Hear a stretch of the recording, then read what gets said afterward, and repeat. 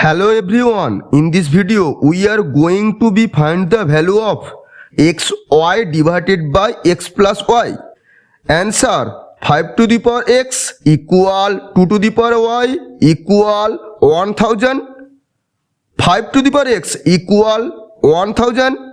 5 equal 1000 to the power 1 divided by x and 2 to the power y equal 1000.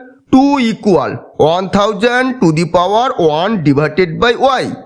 5 into 2 equal 1000 to the power 1 divided by x into 1000 to the power 1 divided by y.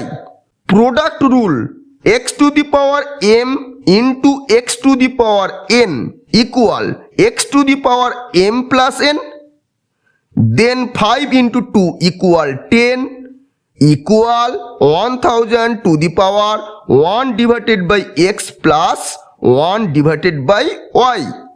10 equal 1000 to the power LCM xy, then x plus y divided by xy.